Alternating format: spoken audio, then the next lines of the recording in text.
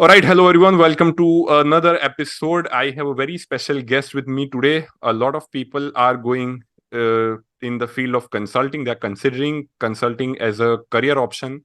And what better to discuss about consulting and its prospects than the consultant herself? Welcome, Muskan Chawla. Thank you so much, Alan. Muskan has been an MBA from IIM Kozhikode, and she's been working as a consultant in the Big Four. So I'm not going to waste much time, and we are just going to jump right into the discussion. So Muskan, can you just briefly tell your story so far? Like, how did you end up being a consultant at the Big Four? I have so many questions in my mind, but let's just begin with the simplest question, your introduction. Okay. So, hello everyone. As Shalin already introduced me, I am Muskan Chawla. I pursued my graduation in computer science engineering from IP University, Delhi. And post that, I joined Infosys as a software engineer. So, that was actually my first real time experience of how an organization really works like. So, at Infosys, I got a chance to work with a UK based client where my role mostly was to automate the customer data verifications and PLSQL. Post Infosys, I joined IIM Kozhikode, and from there I did my MBA in general management. So I'm a 2022 pass out, and I was a campus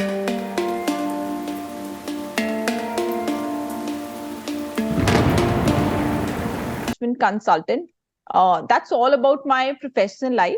And apart from that, I've always tried to maintain a sort of holistic personality in the sense that I'm a national level dancer and I've involved myself in various societies at college and school, be it cultural committee at IMK or fashion society, entrepreneurship cell, and many more. And I believe like my involvement in all such activities, like it has helped me gain that confidence that now makes me what I am. So yeah, that's all about me.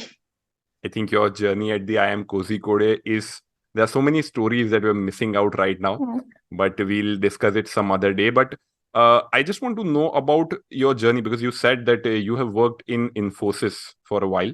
Yeah. So was your Infosys work profile or job role anyway connected to what you are doing right now? Like, can you draw the parallels? How did it help you? So honestly, sort of like not every job in engineering helps you at management, because like engineering and management, they are quite different sort of fields. In engineering, you are just like concerned with the specific processes and items. But when you talk about in management, you look like a project maybe from a very wide perspective, okay, in the sense what clients want, how it is working. So, if you're talking about drawing parallels between the work I did, so yeah, currently, like since I'm working at one of the big four as a management consultant, and I'm involved in sort of IT consulting. So, yeah, my IT expertise is what helps me here in my current job role. So, yeah. That makes sense. And now let's jump into the questions, the core questions that consulting has been like a hot cake right now in the industry since the late 2000 decades. It has grown a lot of popularity. But the problem with that is it's that a lot of candidates who are willing to, make their careers in the same do not have much information about the domain. So personally, three things that are very famous for consulting. One is that it has thick paychecks. Secondly is that the consultants work around the clock. And third is that you have the opportunity to work across domains. So I would want to jump in and ask you, what exactly is because let's say that one person is marketeer, one person works in the field of finance. These are very, on a face value, they are very clear job roles. What does a consultant do, and why do corporates need consulting on the first place? Okay. So very good question, Shalin, because I know a lot of people like even me, when I started this job role, I had similar sort of questions. Okay, what exactly consulting means? So in a very basic terms, what I will say is consulting is like giving an expert advice. Okay. So if you tell me, like there are many organizations who go through a lot of changes in their day-to-day life. There are many companies, for example, let's say talk about Zomato. So currently they are loss making company and still giving coupons and everything, right, to their customers, just for the just for having the customer acquisition, more and more customer acquisition, and they are trying their way out to maintain that customer. Okay, so these companies, they actually require experts who can actually tackle such kind of problems, be it the problems of facing low profits right now, be it the problem of high cost of managing their services. So a lot of problems are there in the companies. Okay, and they don't have these expertise to solve all of that by themselves, so they need someone or some organization to take a charge of it and actually help the parent company in like assessing them through that process. So that's where comes the role of a consultant. So we as consultants, we become the expert of that problem. Okay, and then through our varied analysis, maybe interview processes, or maybe in-depth analysis of the industry, of the competitors in the market, we help them and give them a strategy of how they can solve a problem. Okay, and not just help them by devising that strategy, but also help them in implementing that sort of strategy if the organization is really interested in.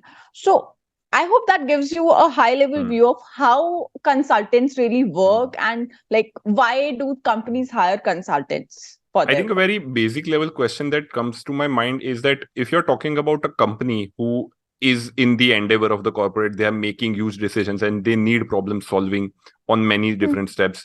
Uh, how does consultant equip himself or herself of the skill set that he becomes like? What kind of qualification does a consultant have so that he is competent enough to do these decisions? Because consulting is, as you said, the definition is that you are basically an expert advisor.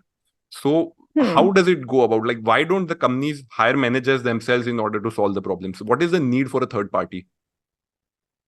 Okay. So when we talk about this question, okay, what's the need of a third party and what exactly companies are looking for when they hire such kind of Hmm. consultants, right? Hmm. If I get your question correctly. Yes.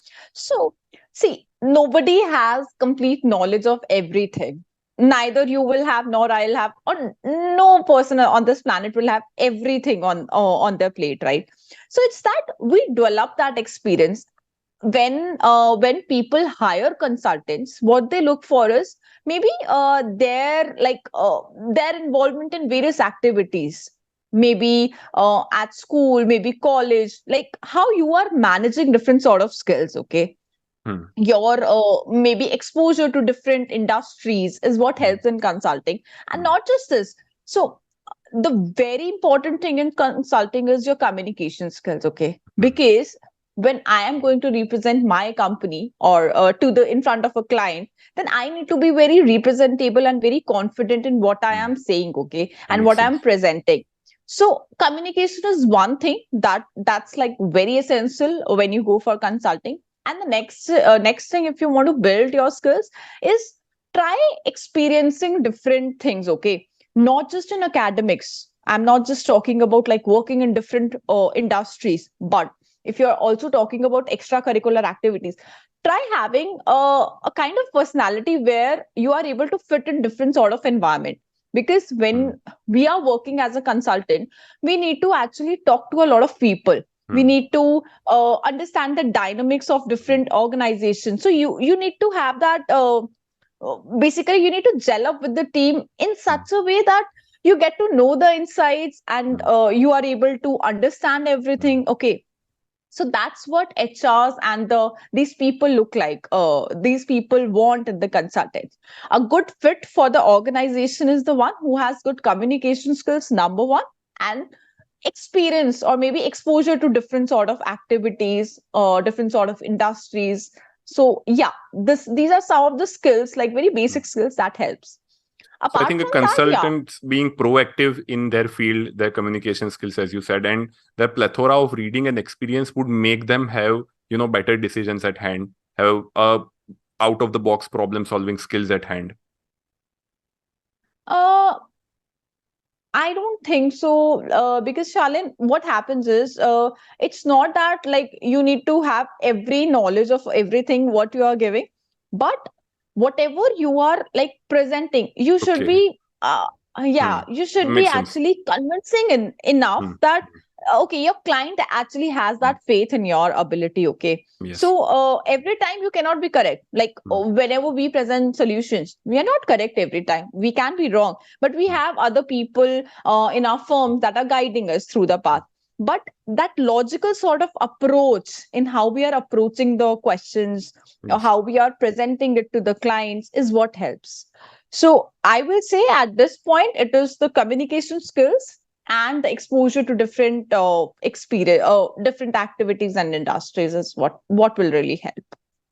Makes sense. So we have talked about what consulting is. So let's jump into what you actually do. So first of all, we have used the Okay. word Big Four. A lot of people know the word Big Four, but they don't exactly know what it means. So you've been working in the Big Four as a consultant. What kind of consulting role that you have at hand?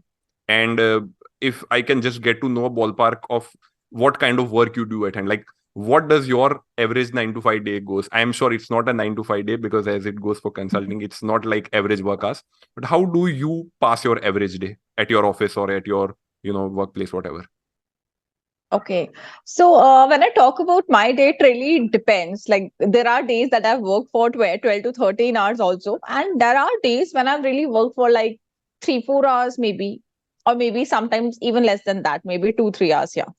So it really depends because kind of what are the requirements of the client. Sometimes like the case is very critical, okay, then we need to devote more time because we are the one like at the front edge, Hmm. okay, so we need Yes. to manage. But when things are like low, so it's not that it's always a 9 to 5 job. Sometimes it gets stretched till 11 or 12 also, and sometimes yeah, we get free early also.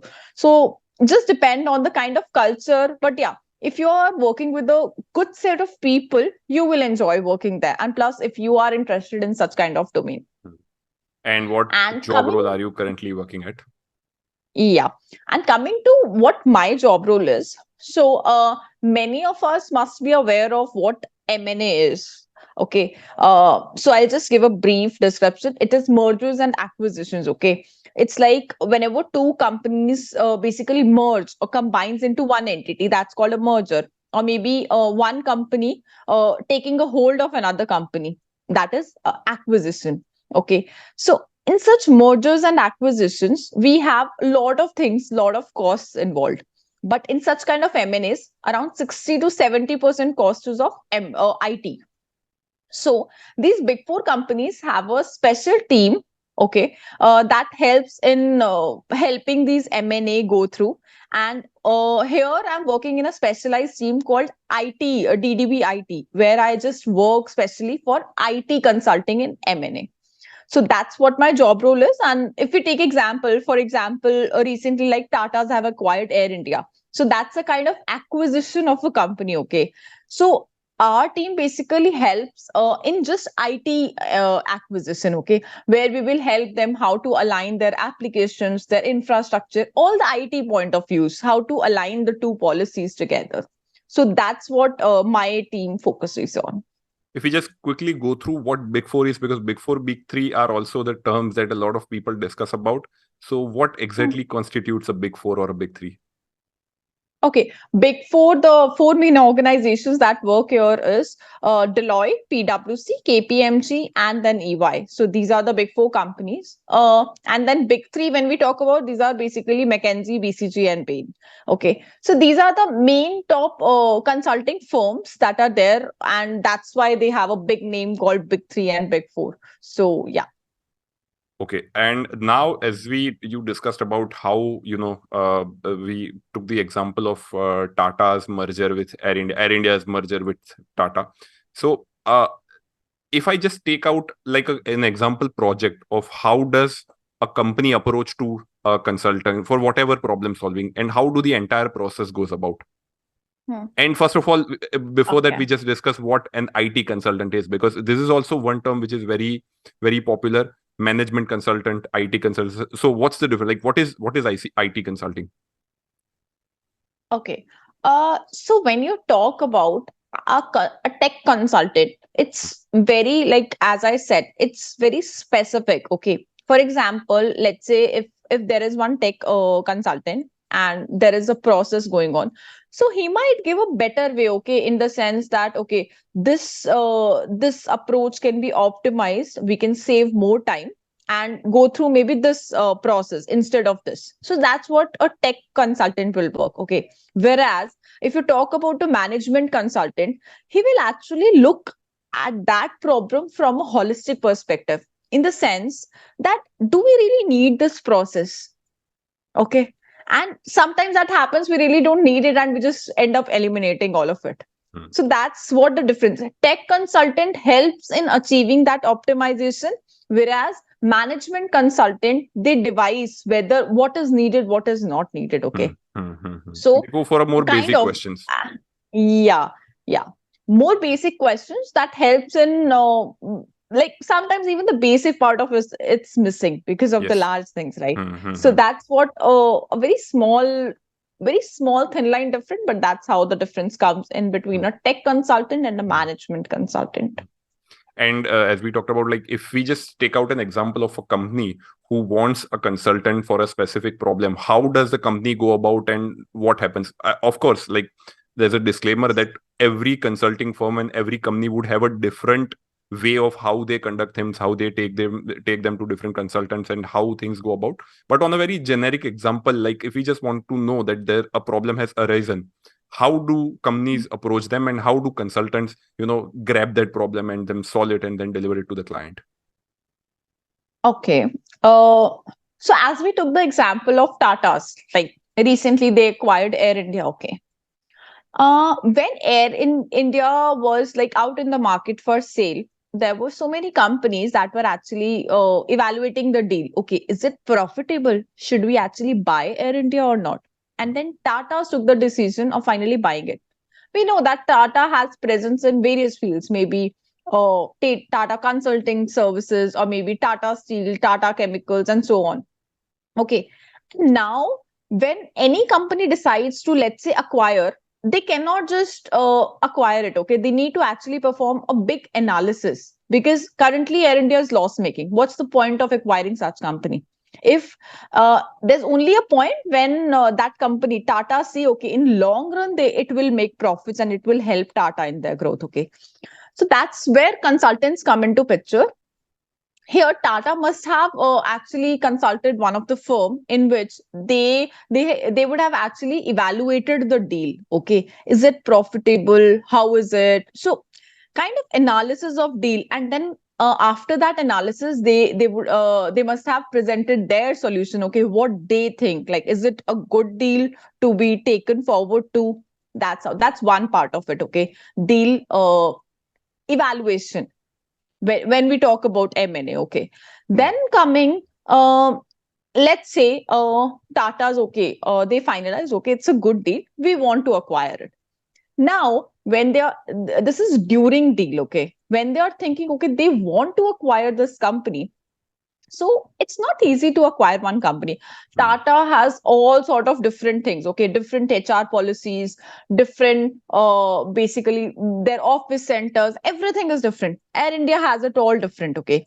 Now, since they are merging into one entity, everything needs to be aligned, right? So, and people in Tata, like people with Tatas, they don't have time to actually go through all of it, and they don't even have the expertise also. They can't experiment, right? So they hire these consulting firms in helping them go through that merger, so that everything is consistent throughout, and not just during that merger but also after it. Okay, that at least like maybe 1 year after the acquisition has happened, everything is going on smoothly. So consultant in specifically M&A, I'm talking about, that's how. And if, let's say, we are talking about any generic companies, maybe we took the like the case we took of Zomato. So currently they are facing it's a loss making company, right? Yes. So they are facing the issues of low profitability. So such kind of company can also approach consultant. Okay, this is the problem that our client is facing, an issue of low profitability since so many years. Okay, please help us in how we can strategize so that we can be profitable maybe by 2030. Okay. So that's where consultants basically evaluate. They evaluate the market, they evaluate the competitors, they evaluate the strengths, weaknesses, customers, everything related to Zomato, and then come up with strategies. So when they get to know such kind of strategies, so then these companies invest in those strategies, and that's how consultants work goes on and on. Okay. So that's a brief sort of nutshell in where do they need consultants and what sort of problems are there in like all the companies that excites the role of this consultant for others. Is it like binding for the companies to implement the strategies that the consulting firms have suggested to them?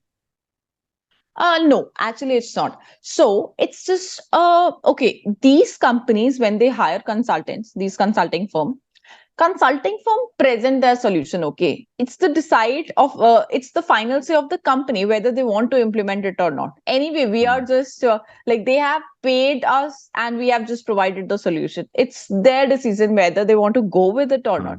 But in most of the cases, they definitely go with it because anyway they have paid for it because they saw some kind of potential in that company, right? So that's how, And like, final sale of the company, but definitely they can change it a bit even if they want to. And you talked about the companies communicate with the consulting firms about the solution. Can it be the other way around, that the consulting firms see an opportunity for the company to grow and then they communicate to the company that, okay, these are the loopholes that we have found, or we can solve these particular problems of yours? Can it be the other way around? So other way around in that sense that companies approach these firms. Yeah, consulting firms Consulting firms. approach these companies that, okay, we analyzing the market, we have studied these problems that you're facing, and we are showing you a mirror of problems that you've never seen before for yourself, and here are the solutions that Okay. you may.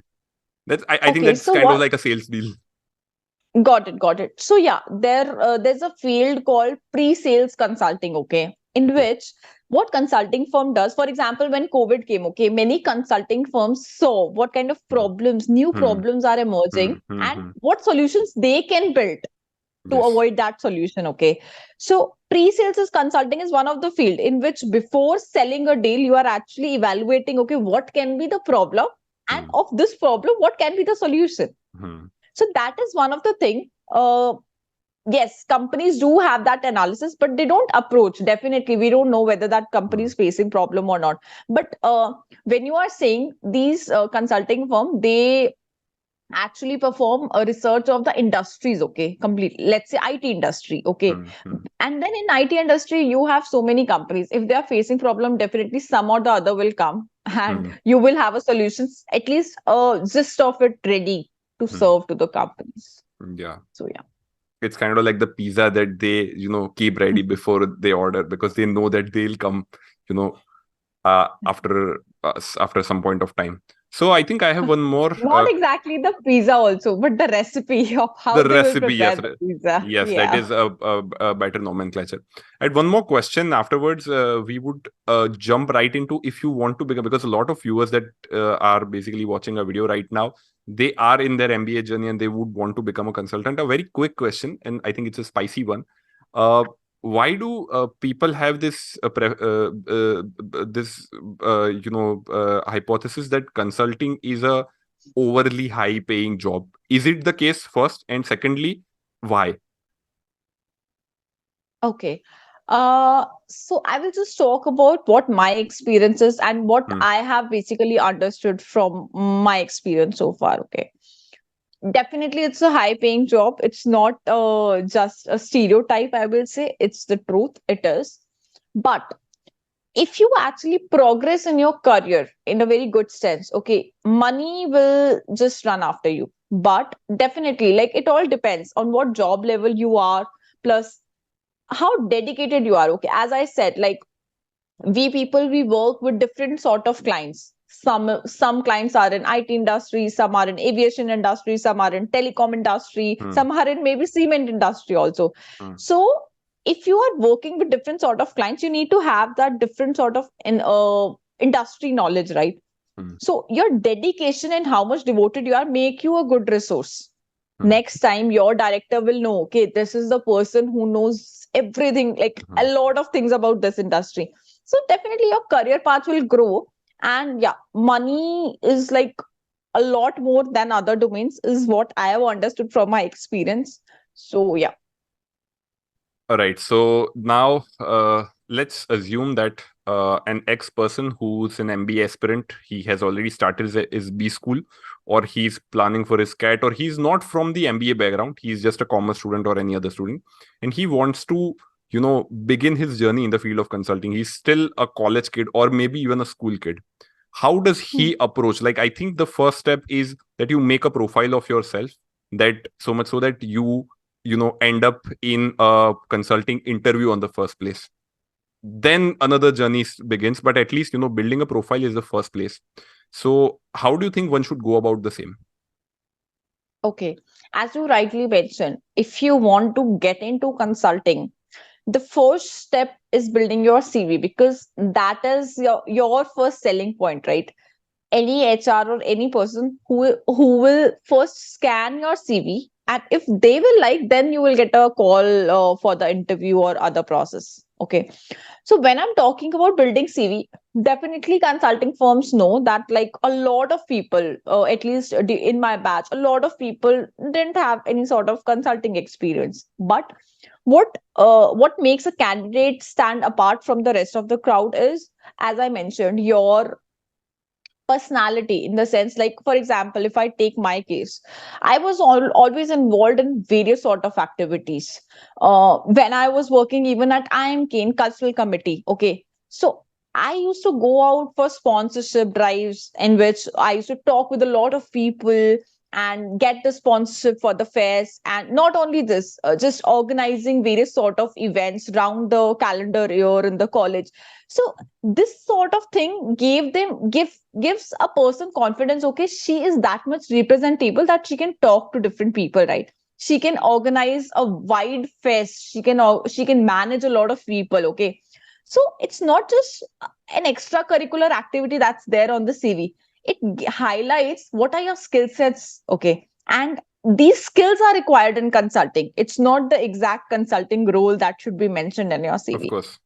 Okay, so when building a CV comes in, they look for people who have like different experiences, maybe in extracurricular wise, or maybe in academically wise. Academically, maybe a very good person is a cherry on the cake, I will say, because definitely if you are good in academics, that means you will grab knowledge of different industries early than other Yes. people. Yes. So I will say that try to build yourself in such a manner that you show your experiences and your exposure to different sort of things in acads also, plus in extracurriculars also. I So think that's being what they being look. proactive and being diverse is the key point that I'm taking away with this. Yeah, that's And actually a right word, being diverse in your things. yes, so we talk about finance, and there are list of exams and license exams, and different online courses that pop up. Same goes for digital marketing and other domains. Do you suggest any license exams or any specific courses online or offline that may help the candidates in future? Personally, from my experience, I am not fond of the courses as such, because I know like they will not give you that experience. Okay, so if you really want to build your skills in any of thing now, Mhm. just learn what kind of skills is required in that field.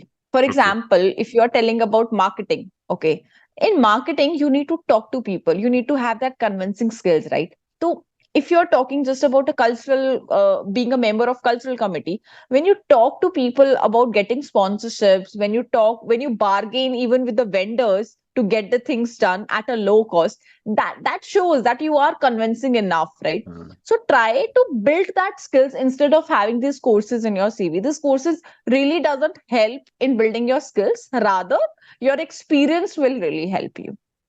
Makes And if sense. you are, and if you are showing all those experiences, definitely you will get into your dream job.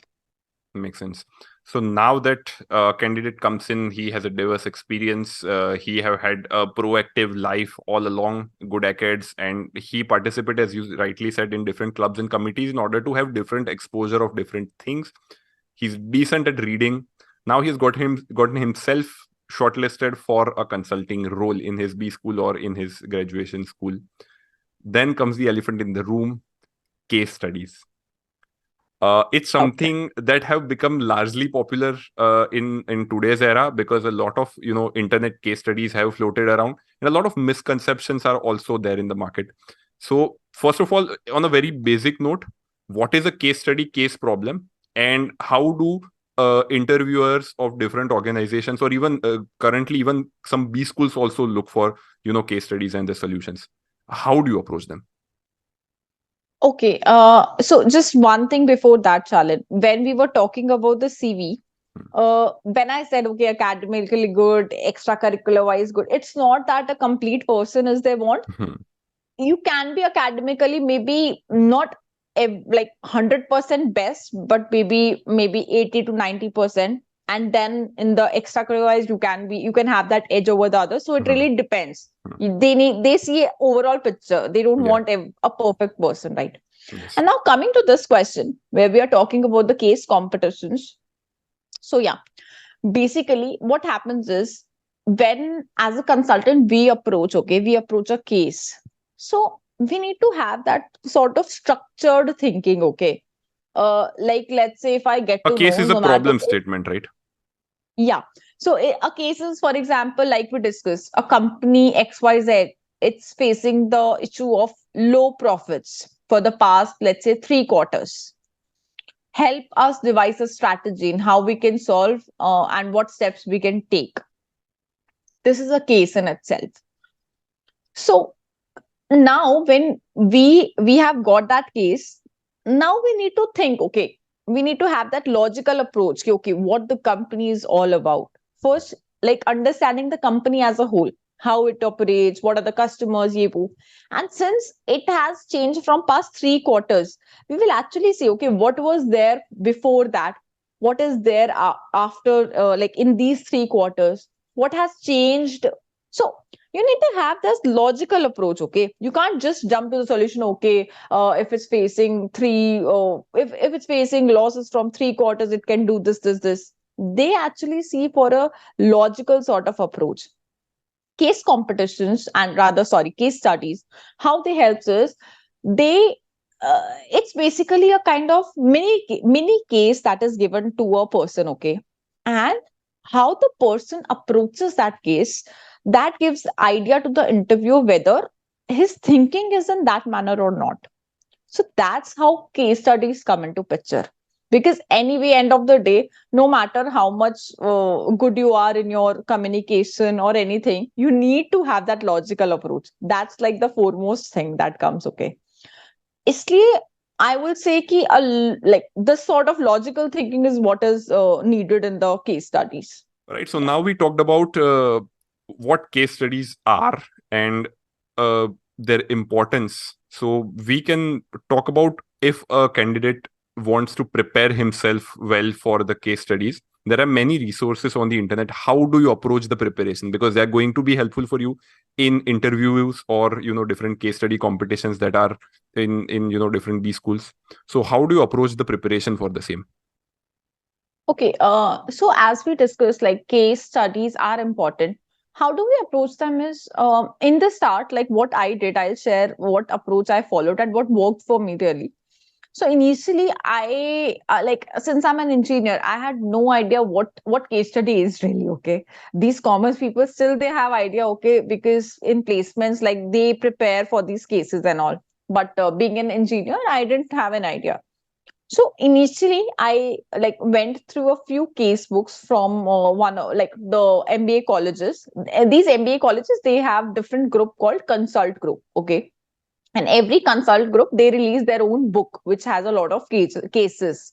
So initially I like studied one of the case book from FMS and like studied, okay, how a case is, how it is worked. So I just skimmed through it, saw the structures which are being followed, And that's how, like, after scanning through cases, some of the cases, then I made my own structure. Okay, if like such kind of thing will be there, how will I approach?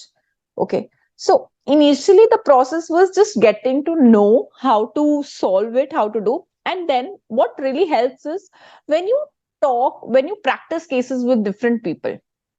So let's say, Charlene, if we both are practicing a case, I will be the interviewer. Let's say you are the person. Okay, you will have one approach to solve a case. Okay, that in itself is a logical, maybe. I will have a different approach Hmm. that can also be logical. But the way when you like discuss different cases with different sort of people, everyone will have their own approach. By that method, you get to know, okay, what can be the other approaches to a problem. So that's how you learn. It's a process. Okay, when you like talk with different people, when you solve cases with different people, you get to know about their approaches. You get to know like how they solve the case, their style of working, their style of communication and thinking, maybe. So that's how it helps. So case books, I will say, practice from the case books that are there from the MBA colleges. Various colleges have IIM Ahmedabad, Bangalore, Calcutta, K, Indore. Every like most of the colleges have. So practice cases initially. If you have no idea about it, read about the cases. They have structures also for the beginners, how it is solved. And then after you think like, okay, you are at least you are getting what it is, then solve easy cases with people. Hmm. Then go to that advanced level, like Hmm. take baby steps. Hmm. Basically, it's not that you can be pro in one day. Some people, they just practice case for 15 days and they are like a very good at it, and some people take months. I It's think really okay.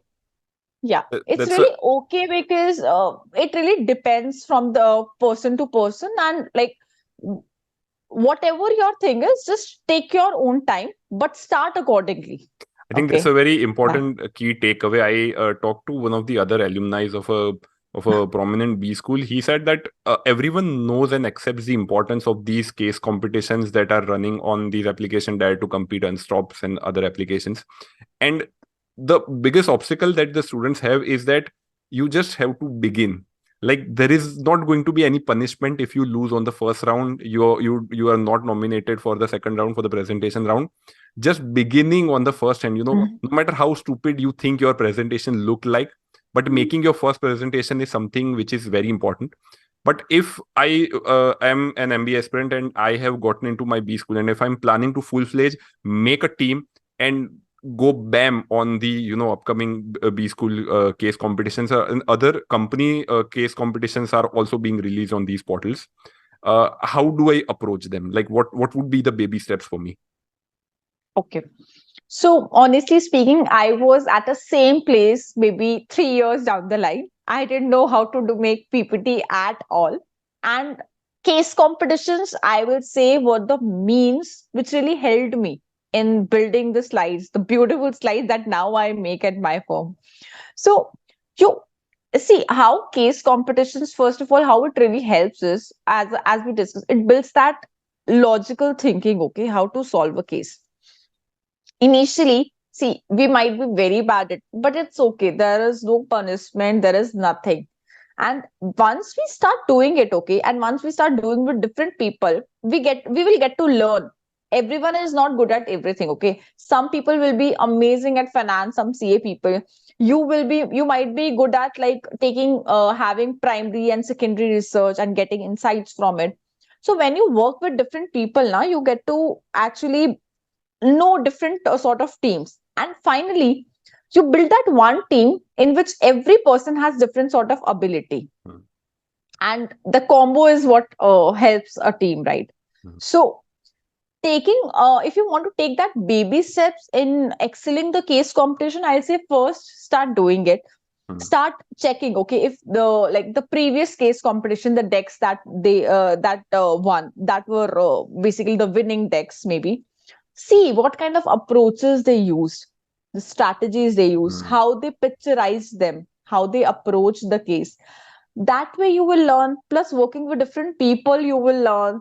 And honestly speaking, you will not see those steps one by one. Okay, like I never understood how those case competitions helped me a lot, that I was successful in building that approach also, and in improving my presentation PowerPoint skills also. So it's a very gradual step. You will not even know the difference, but like Mhm. after, you will see your 2 years before where you were, and 2 years after where you were, like you can see drastic changes, trust me. But I will just say, don't quit just because you are not winning the case competitions in your starting years. It's okay, it's really okay. Everyone is learning, everyone here is to learn.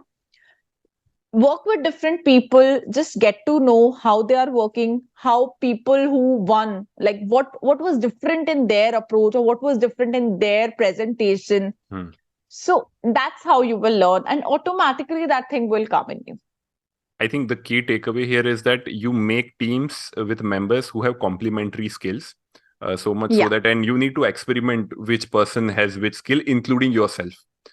And only I think True. collaborating with people would make you realize that, okay, these are your loopholes and these are the things that you're good at. And so that you can now make a team which, fills each other's gaps so that you can Hmm. perform well in, competitions. Makes sense. And when we're talking about case studies, can you share your own experience if you've had any, good case study experience to share during your IIM Kozhikode experience? Okay. So one of the like very good case what I can remember is of Asian Paints actually. So there, that was a case. Basically, Asian Paints has this DIY. DIY is do it yourself. Okay, so they have these kind of sprays in which basically they sell it to people. You can just experiment your walls, and we don't need painters and all. You can just use the spray and like do whatever design or maybe whatever color you want. Become a known painter. So yeah, be your own painter, be your own artist. Okay. So the case was that these DIY products are launched in the market. Strategize how we can maybe acquire the customer. So customer acquisition and customer retention. Basically acquiring new people, new customers, and maintaining those customers. How we can do. So that was the case. And I really liked the case because how case competition help is, these are actually the real cases of these companies only. They just want fresh mind and Hmm. fresh mind to like approach their solution, like which can really help them Yes. make profits in crores actually. Okay. So this was the case, and how like for approaching this case, it was not just that we can just randomly say, okay, use this is a strategy, because we had to actually go to different people. Okay, if you have this product, will you use it? So a lot of answers were no, we will not use it, because people were afraid, okay, that they can't experiment with their walls. What if something goes wrong? What will they do? That's how, when we were actually conducting different interviews, we got to know, okay, this is the pain point that customer is facing. After we got to know that pain point, we thought, okay, since this is the pain point, what we can do so that customer is assured, okay, this will not happen, and if this happens, there is some plan B, okay, which he can just take very easily. Yes. So yeah, so case studies help you like that. Okay, so here, when you are just preparing for case studies, case competitions mostly, it will not just give you like skills in building your PowerPoint skills or maybe team building skills, but you will actually get to know about that industry. We had to Mhm. actually research what is happening in paint industry. Are the competitors also facing issues? And if we want to maybe reduce such kind of pain points, how we can help these customers, how we can increase the sales of such kind of products in which people are not afraid, rather like open minded to experiment with their life, with their house and Mhm. everything. Okay, so that's how like case competitions will help you in building your knowledge about industries, in building your team building skills, because when you are working with the team, it's very essential. Okay, in corporate also, you'll not work on in one project alone. Okay, there'll be a Yes. team of people working in Mhm. which everyone will not work in your style, right? Hmm. People will be there who will Yes. have different sort of working They're styles, going to and have you might not be able to disagreements. manage. Yes, yes. Yeah, disagreements. You might not be able to manage, like you might not like their style of working, but you will learn how to like manage everything while working also. So these are the some of the very key skills that you will learn. And that's a process, like when you will actually work, you'll get to know a lot of things, and you will get an experience of that mini consultant, I will say, who is just given the complete freedom of running the case. I think the key takeaway that you said was that when you are researching about the topic, let's say just the Asian paints example, the kind of insights that you read, because you have to have holistic knowledge, then you end up indirectly having a lot of knowledge of that industry and parallel industries as well. So as you said that, 2 years down the line, the quality of your case study approach changes dramatically and your quality improves, Hmm. is I think because there's a cascading effect of knowledge that you have gathered one after another, so that now you become a more well-versed person and you don't even know it, because you didn't do it on Yeah, purpose. It was just kind of like the yeah. positive side effect of the same. It just happened and you don't realize, okay, what has happened. And not just that, building the knowledge, but your thought process also changes somewhere. Okay, Mm. earlier, like my thought process was, whenever I used to get a case, okay, I used to think, okay, this is the, let's say, Asian Paints is launching DIY. Okay, the problem might be that people don't prefer painting their house again and again. Mm. Like I can't really remind myself of when was the last time we painted house. It was either the complete, not the just one wall. Okay, so Yes. people are not interested, right? So that was just my point of view, and I was thinking the strategy is based on this. Mm. But when we got to, like, then I got to know, okay, this is not the right way. I should talk to different people to get to Mm. know. Mm. So that's how, like, you don't realize, but your approach also changes towards a problem. Makes sense. So I have two quick questions, then we'll jump to some other topic. But my question is that a lot of people think about the different roles that MBA aspirants have after immediately after they join organizations. The management trainee role, which is like a very specific role. Assistant manager is also one role that a lot of companies offer to MBAs. So what kind of job role is offered in the field of consulting to fresh MBA graduates, and then how do they progress the same? Like, I've heard the terms analyst, I've heard the term consultant, I've heard the term partner. Like, what are these? Are they like two interconnected terms, and how does one approach to them? Okay, so it's so see, the hierarchical structure really depends from company to company. There are companies in which associate and senior associate are of same level. Hmm. Okay, so it really depends. But sort of structure is when we enter in we when we enter these consulting firms after having an MBA, we start with a very basic step of management consultant. Okay, Hmm. the associate or maybe the experienced associate level. Then we progress toward the senior associate, maybe then manager, senior manager, director, partner. So that's just a way, like the how you are. It's just a learning process, right? Hmm. How much expertise you will have, you will be able to give that to your juniors. And when Hmm. they see, okay, Hmm. you transitioning towards a better person in your approach Hmm. towards cases, towards handling clients. Hmm. Because in MBA till date, you were just having a mini consultant role. Okay, now Hmm. you are a full-time consultant. So you need Yes. to actually prove your capabilities, and not Hmm. just prove it once, but maintain that consistency. Hmm. Hmm. So that's how it varies.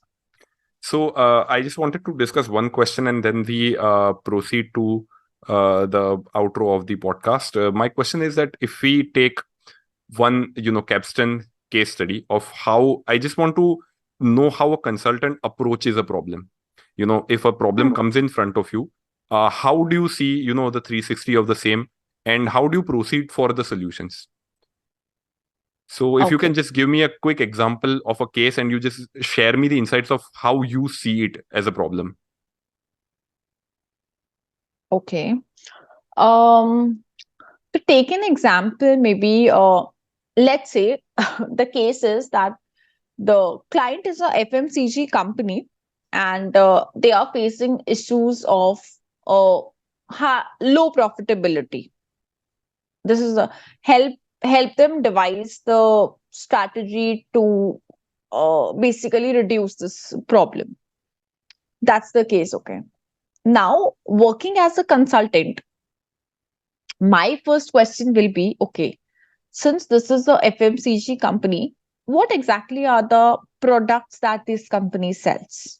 Because first I need to know about the company in itself. Okay. So let's say if I get to know the answer, maybe it's a beverage company, okay, who sells maybe some drinks. My next question will be, okay, what kind of drinks? Is there any one type of drink or maybe two type? Like, what are the types of drinks that they sell? Let's say I get to know some of the answers. Okay. Okay. Let's say maybe there are two types of drinks that this company sells. I like, okay. Okay. Since this company is facing issue of low profitability, is it across all geographies or is it just at one particular location? Okay. Because my overall strategy will be different in case it's at just one particular location, that I'll dig deeper into that location. Otherwise, I'll dig deeper from a holistic perspective point of view, yes. across all the. So let's say I get to hear that it's just at one location. So I will dig deeper there. Okay. But now let's say I didn't get just in one location. It's at overall company level problem. I was like, okay. Since this is the problem maybe of low profits, are the similar competitors also facing this issue? Because if competitors are not facing this problem, that means that it's a star company. There is something wrong with the star company, right? It's just company specific problem. Yes. And if, let's say, the competitors are also facing the problem, I am sure it's just a market level problem. Now I'll go not to the company details, but to the market details directly. Okay. So let's say I got to know, okay, it's company level problem only. Competitors are not facing any issue. Then I'm sure, okay, this is something bad in the company. I'll get to know, okay, if it's not company specific problem also, okay, these are the things. And I will ask, okay, since for how long, like, are they suffering these losses or maybe the low profitability? Let's say I get the answer maybe last 3 quarters. So my next question changes to, is there any change that has happened in these last 3 quarters? Anything? Any specific change? Let's say they tell me, okay, no specific change, it just happened. I say any random, because even they don't know, the people who are answering our questions. Okay. So we'll be like, okay. So these are the kind of questions that you need to ask the client. Okay. They will provide you the details, but they don't know what details we require. So we need to ask them what are the right details or what are the details that we want. Okay.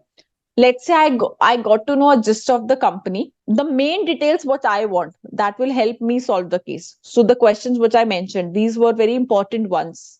Okay, one of the important questions that I need to solve this case. Let's say I got to know about the company.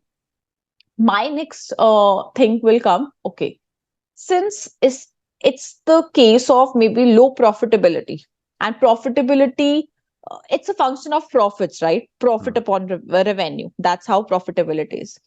Since it's a function of profits, if it is facing the issue of low profits, either the revenue is decreasing or the cost is increasing, because profit is revenue minus cost. Yes. So my next question will be, is the company facing the issue of low revenue or high cost or both? Okay, because I need to, now I have that high level view. Okay, it's not a market level problem, it's just a company level, and both the products are facing the problem. Everything, okay, main details. Now when I'm digging into profit level, now next question will be revenue and cost. Okay, so let's say they tell me, actually the thing is that they are facing the issue of high cost. Now this side clears down. I need not think anything about revenue. I just need to think from a cost perspective. when we are talking about FMCG companies, Hmm. I will just start from the very basic step. Okay, since cost is increasing, let's go to the chain of how a product is maybe built, because that's Hmm. what is the cost, right? I will start. Okay, I will start. Okay, since what are the raw materials that we use? Okay, Hmm. since we are acquiring the raw materials. Okay, is there any like increase in cost from this, and maybe the vendors have changed, or maybe they are charging higher cost? Hmm. Anything related to the raw materials at this end? So let's say they say, okay, no change there. Then we will go to the next step. Just think from a company perspective, after they have gathered the raw material, what they need to transport these raw Hmm. materials from Yes. main basic point to the point where the Manufacturing manufacturing unit. will happen, right? So this is logistics, the transportation from one point to another.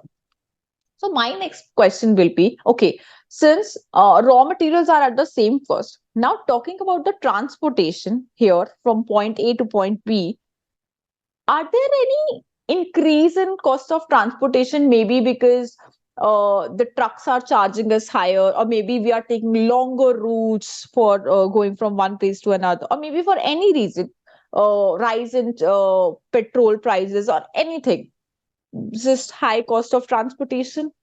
So, like, they will tell me, okay, they will just check the records and they'll let us know, okay, nothing related to transportation. Like earlier, also it was same, now also it's same. Okay.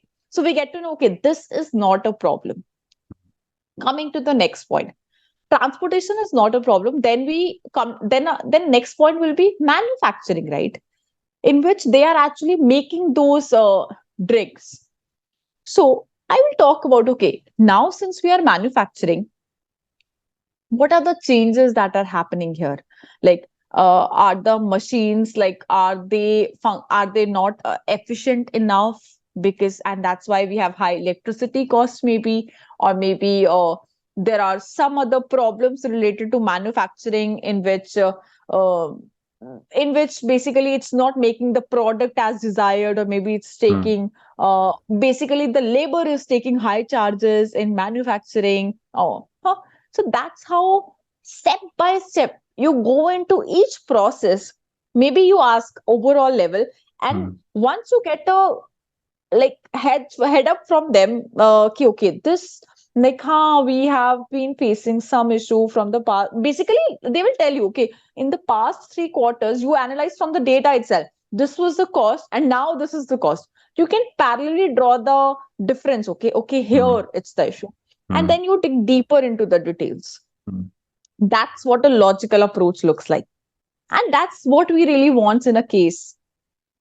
So Wow. after, so that was just okay. After manufacturing, we will go to the next point. Maybe Hmm. let's say manufacturing is done. Then we will go, okay, the where the storage process happens, Hmm. where these bottles are maybe stored. Hmm. So uh like, is the storage efficient? Or maybe it can happen that they, like, these products basically expiry, they are crossing their expiry date, Hmm. right? Hmm. Hmm. Hmm. Because of inefficient transportation, Hmm. that can happen. So storage may will go, what are the details? After storage, maybe we'll go to the next point. Okay, when we were actually selling it to wholesalers, then to the retailers, then to the customers, and from the customers, maybe after sales services. So, one by one, we will actually look at the complete value chain of how FMCG company is working. Okay.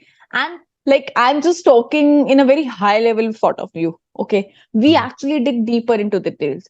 And when we get to know about it, then after getting that pain point is what helps us in giving the strategy. Hmm. Okay. So I just give you a gist of how a case is approached and what are the steps that we take as a consultant, sort of consultant thinking in approaching these cases. I'll tell you one thing. The entire experience felt like I was going to a doctor. Similarly, how doctor basically asks all the symptoms, and what I felt like, you are zeroing down to the problem. You're deleting all Yeah. the factors which are not necessary because they're going to waste your time. You're digging deeper into what is important. You find a crack, and then you go for reverse engineering or how you're doing it.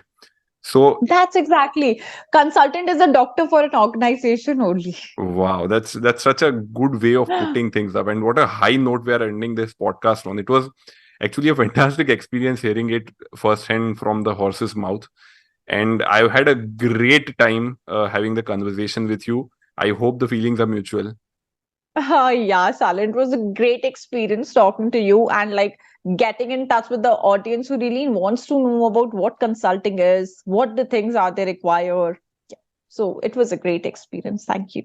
I'm sure that we are being in touch again, because I want to ask you questions about your MBA life. I'm sure there are going to be a lot of secrets buried under, and I can't wait to unravel them.